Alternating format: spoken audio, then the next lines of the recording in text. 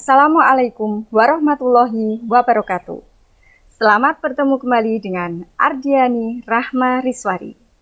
Video kali ini bukan video materi pembelajaran bahasa Indonesia, tetapi video pengimbasan hasil BIMTEK Guru Pembelajar, seri Asesmen Kompetensi Minimum dari Kemendikbud. Teman-teman para pendidik tentunya tidak asing lagi dengan istilah AN atau Asesmen Nasional dan AKM atau Asesmen Kompetensi Minimum. Nah, mari kita cermati bersama apa itu AN dan AKM dalam video berikut. Yang pertama, konsep Asesmen Nasional. Asesmen Nasional adalah program penilaian terhadap mutu setiap sekolah, madrasah, dan program kesetaraan pada jenjang dasar dan menengah. Asesmen nasional menghasilkan informasi untuk memantau A. Perkembangan mutu dari waktu ke waktu. B. Kesenjangan antar bagian di dalam sistem pendidikan, misalnya di satuan pendidikan, antara kelompok sosial ekonomi, di satuan wilayah, antara sekolah negeri dan swasta, antar daerah, ataupun antar kelompok berdasarkan atribut tertentu. Asesmen nasional bertujuan untuk menunjukkan apa yang seharusnya menjadi tujuan utama sekolah, yakni pengembangan kompetensi dan karakter siswa. Asesmen nasional juga memberi gambaran tentang karakteristik esensial sebuah sekolah yang efektif untuk mencapai tujuan utama tersebut. Hal ini diharapkan dapat mendorong sekolah dan dinas pendidikan untuk memfokuskan sumber daya pada perbaikan mutu pembelajaran. Manfaat asesmen nasional. Yang pertama, bisa dijadikan potret kualitas pembelajaran di sekolah atau daerah.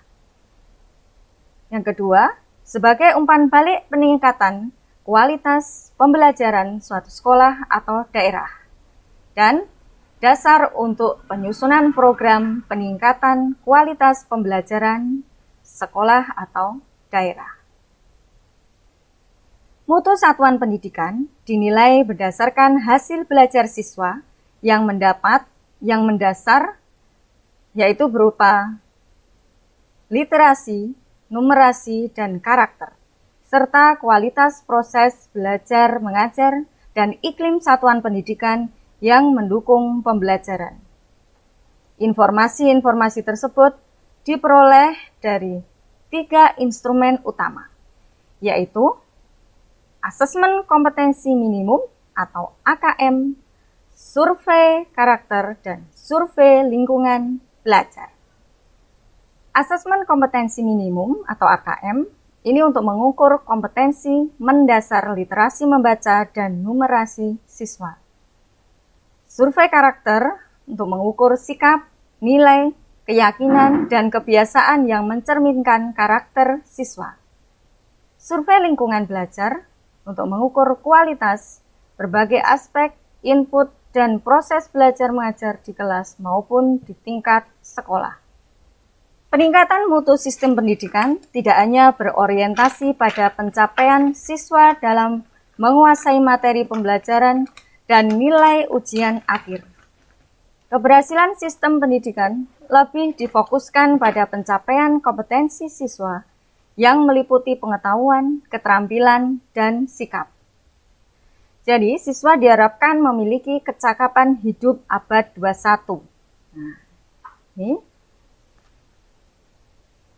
kecakapan dalam belajar dan berinovasi. Kemudian kecakapan menggunakan teknologi informasi, kecakapan hidup untuk bekerja, dan berkontribusi pada masyarakat. Siswa juga diharapkan memiliki profil pelajar Pancasila, yaitu beriman, bertakwa kepada Tuhan Yang Maha Esa, dan berakhlak mulia, mandiri, bernalar kritis, berkebinekaan global, bergotong royong, dan kreatif. Kompetensi siswa yang diharapkan yaitu tadi yang pertama kecakapan hidup abad 21, kemudian memiliki profil pelajar Pancasila. Nah, Dua hal tersebut bisa diukur melalui asesmen nasional yang diwujudkan dalam bentuk asesmen kompetensi minimum atau AKM, kemudian survei karakter dan survei lingkungan belajar. Nah, sering ada anggapan bahwa asesmen nasional ini merupakan pengganti ujian nasional yang kebetulan mulai tahun 2020 sudah ditiadakan. Nah, anggapan itu sebenarnya salah, karena asesmen nasional berbeda dengan ujian nasional. Jadi, bukan sebagai pengganti ujian nasional. Berikut perbandingan asesmen nasional dengan ujian nasional. Dilihat dari tujuan pelaksanaan, AN untuk mengevaluasi mutu terkait sistem satuan pendidikan. UN untuk mengevaluasi capaian hasil belajar murid secara individu. Jenjang penilaian AN, SD atau MI, SMP atau MTS, SMA, MA, SMK, program kesetaraan jenjang dasar dan menengah, sedangkan UN untuk SMP atau MTS, SMA atau MA, dan SMK. Subjek siswa AN, ini berdasarkan survei, siswa dipilih secara acak untuk mengikuti AN, sedangkan UN menggunakan metode sensus, dilakukan semua siswa untuk mengikuti UN.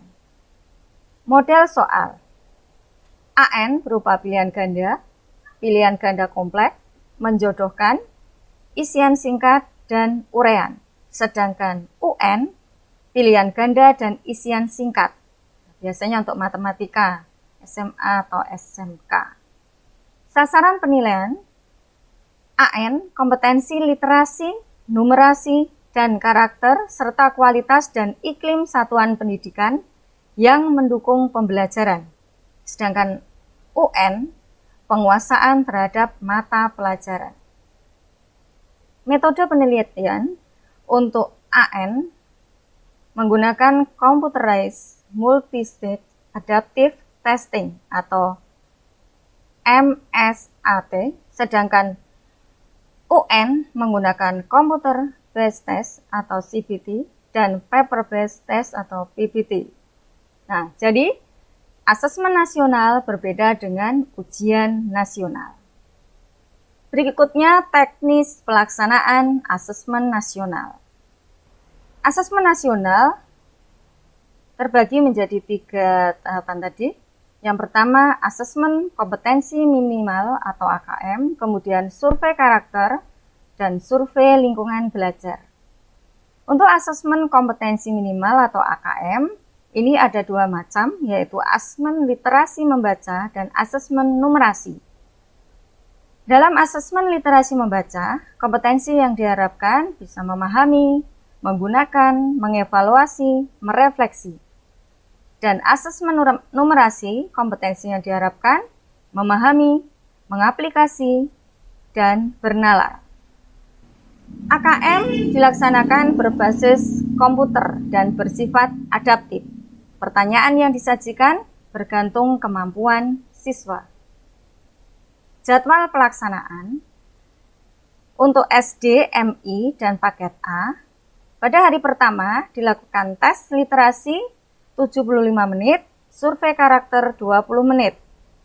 Kemudian di hari kedua, tes numerasi 75 menit, survei lingkungan belajar 20 menit. Untuk SMP, MTS, dan paket B, serta SMA, SMK, dan MA, serta paket C, hari pertama, tes literasi 90 menit, survei karakter 30 menit. Pada hari kedua, tes numerasi 90 menit, survei lingkungan belajar 30 menit. Untuk waktu yang ditetapkan oleh pemerintah untuk melakukan AN, ini belum dipastikan secara pasti. Kita menunggu pemberitahuan dari pemerintah. Kriteria peserta AN. Seluruh satuan pendidikan, kemudian dilakukan tidak semua murid. Pemilihan sampel secara acak diambil dari kelas 5, 8, dan 11. Setiap peserta mengerjakan tes literasi membaca, tes literasi numerasi, survei karakter, dan survei lingkungan belajar. Bentuk soal berupa pilihan ganda kompleks, menjodohkan, isian singkat, dan uraian. Murid kelas 5 akan mengerjakan 30 butir soal untuk mengukur kompetensi literasi membaca dan 30 butir soal untuk mengukur kompetensi numerasi. Sedangkan siswa kelas 8 dan 11 akan mengerjakan 36 butir soal untuk mengukur kompetensi literasi membaca dan 36 butir soal untuk mengukur kompetensi numerasi. Asesmen literasi membaca. Tadi sudah kita bahas bahwa komponen AKM ada 2 ya, literasi membaca dan numerasi. Ini yang pertama, komponen AKM literasi membaca. Kontennya berupa teks informasi, yaitu teks yang bertujuan untuk memberikan fakta, data, dan informasi dalam rangka pengembangan wawasan serta ilmu pengetahuan yang bersifat ilmiah.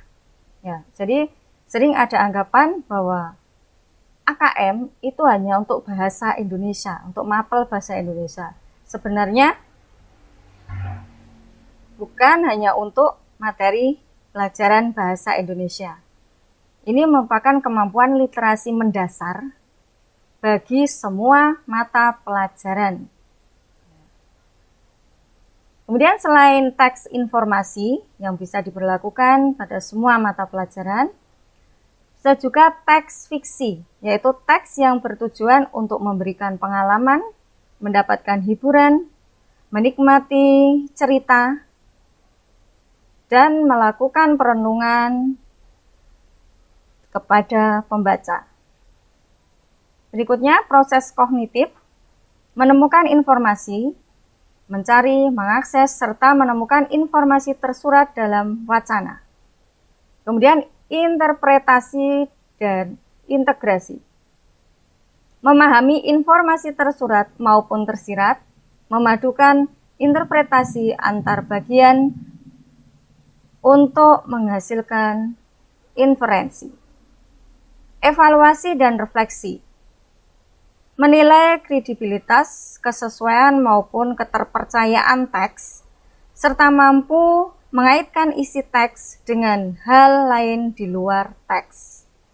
Berikutnya, konteks, ini bisa personal, berkaitan dengan kepentingan diri secara pribadi, sosial budaya, berkaitan dengan kepentingan antar individu, budaya, dan isu kemasyarakatan. Saintifik, berkaitan dengan isu, aktivitas, serta fakta ilmiah, baik yang telah dilakukan maupun yang futuristik atau yang akan datang. Berikut contoh soal untuk AKM literasi membaca.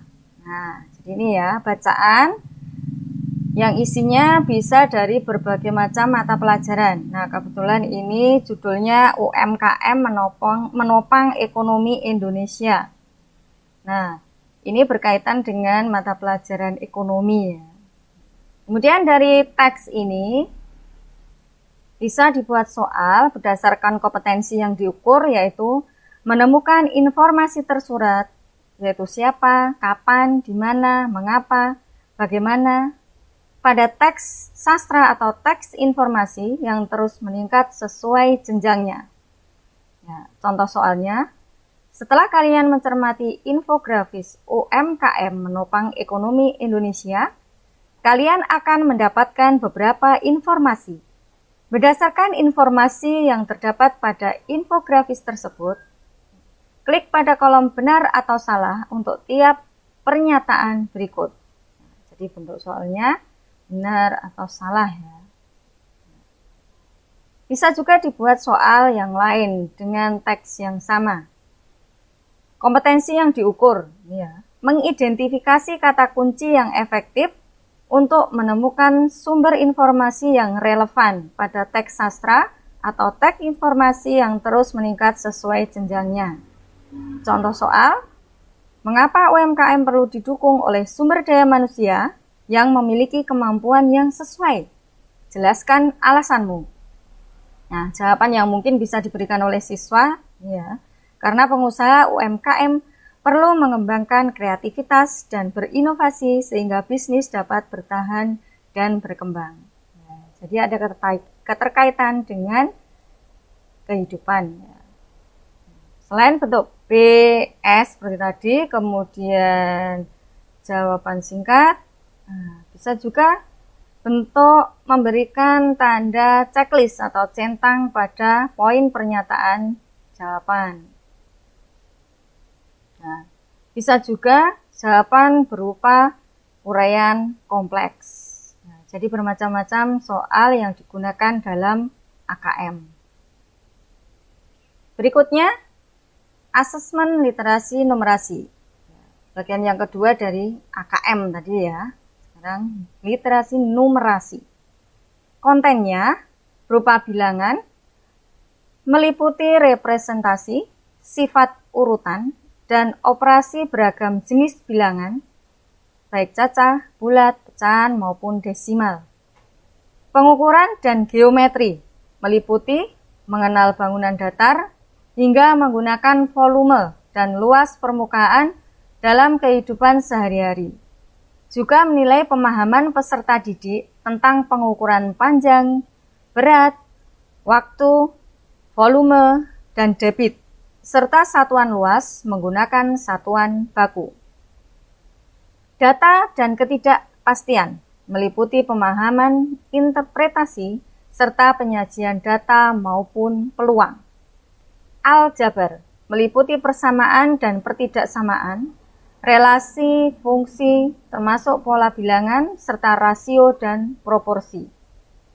Konteksnya sama seperti literasi membaca, bisa personal, berkaitan dengan kepentingan diri secara pribadi, sosial budaya, berkaitan dengan kepentingan antar individu, budaya, dan isu kemasyarakatan, dan saintifik, berkaitan dengan isu, aktivitas, serta fakta ilmiah baik yang telah dilakukan maupun yang futuristik.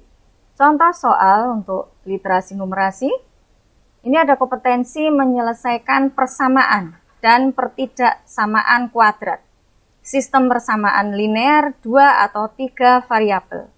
Contoh soalnya, Bu Siti mendapat tugas dari sekolah untuk menyiapkan paket hadiah untuk siswanya yang berprestasi di sekolahnya.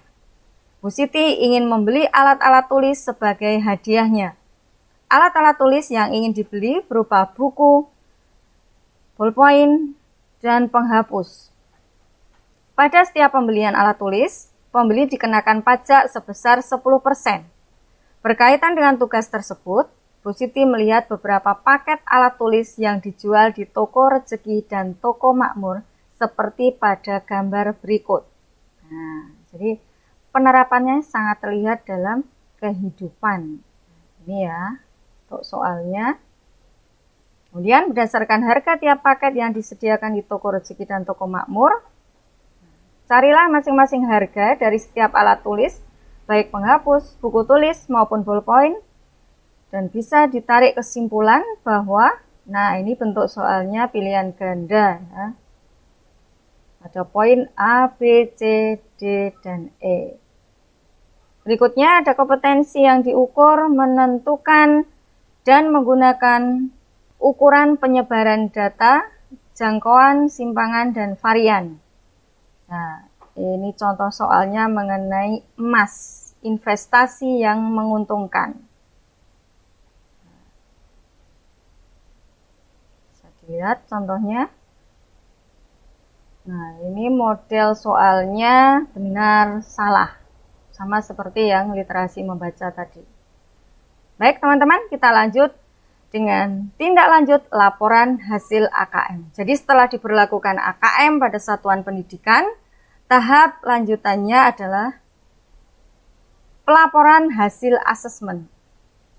Sesuai dengan tujuannya, asesmen kompetensi minimum dirancang untuk memberikan informasi mengenai tingkat kompetensi dasar siswa, berupa kompetensi literasi membaca dan numerasi. Dari laporan hasil asesmen kompetensi tersebut, satuan pendidikan dapat melihat tingkat penguasaan kompetensi siswanya. Penguasaan kompetensi literasi membaca dan numerasi siswa dikategorikan dalam 4 tingkatan.